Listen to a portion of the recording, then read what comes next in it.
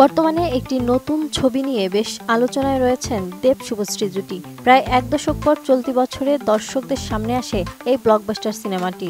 সম্প্রতি এই ছবিটি প্রমোশনের জন্য একই মঞ্চে দেখা গিয়েছিল এই তারকা জুটিকে, যা নিয়ে উচ্ছ্বাসের কমতি ছিল না দর্শক মহলের। তবে সিনেমা মুক্তির পরপরই সাক্ষাৎকারে প্রাক্তন প্রেমিকা শুভশ্রীকে নিয়ে দেবের একটি মন্তব্যের জেরে বিতর্ক তৈরি হয়েছিল। এরপর শুভশ্রী ও তার স্বামী রাজ চক্রবর্তী দুজনেই বিষয়টি নিয়ে প্রতিক্রিয়া জানিয়েছিলেন। 2024 সালের নভেম্বরে দেব বলেছিলেন যে তিনি আর শুভশ্রীর সঙ্গে অভিনয় করবেন না।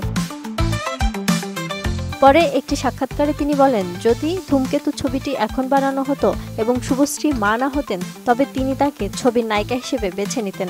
কিন্তু এখন যেহেতু তার দুটি সন্তান, তাই তিনি তাকে পার্শ্ব চরিত্রে অভিনয়ের প্রস্তাব দিতেন।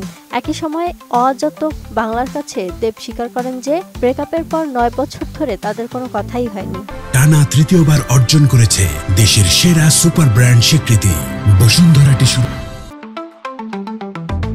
এদিকে দেবের মন্তব্যের কয়েকদিন পরেই শুভশ্রী বলেছিলেন, ও আমাকে নিয়ে কিছু বলেছে বলে আমাকেও বলতে হবে এমনটা নয়, তবে এত বছর পর বলতে হলো।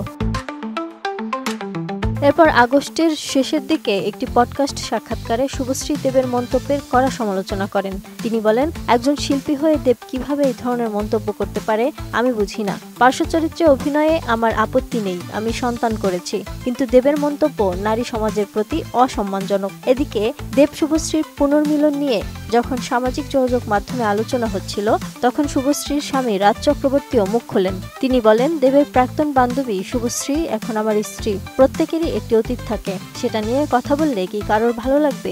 তিনি আরো বলেন যে তিনি শুভশ্রীর অতীতকে সম্মান করেন এবং তাতে কোনো ঈর্ষাবোধ করেন না। এদিকে সোশ্যাল মিডিয়ায় এই বিতর্ক ছড়িয়ে পড়ার পর দেব ব্যক্তিগতভাবে শুভশ্রীকে ফোন করে ক্ষমা চান। তবে শুভশ্রী তার ক্ষমা প্রত্যাখ্যান করেন। শুভশ্রী পরে জানান যে রাজ তাকে দেবের সঙ্গে ধূমকেতু ছবির প্রচারে অংশ নিতে উৎসাহিত করেছিলেন, যাতে তাদের মধ্যে অস্বস্তির সৃষ্টি না হয়। সবশেষে নায়িকা জানান, পুরুষ মানেই বিশাল বড় জায়গায় আছে, আর মেয়েরা চুপ করে যাবে, কিছু বলা যাবে না। অবশ্যই বিশাল বড় জায়গায় কেউ থাকলে তাকে তোষামোদ করা হবে। সেই কারণেই আমি কোনো প্রমোশনাল প্রয়োজনীয়তা না থাকলে প্রেসের সঙ্গে সেভাবে কথা বলি না। ধূমকেতুর পর দেবের ওই ইন্টারভিউটা হবার কোনো দরকার ছিল না বলেই মন্তব্য করেন শুভশ্রী। Desk report, 18 news.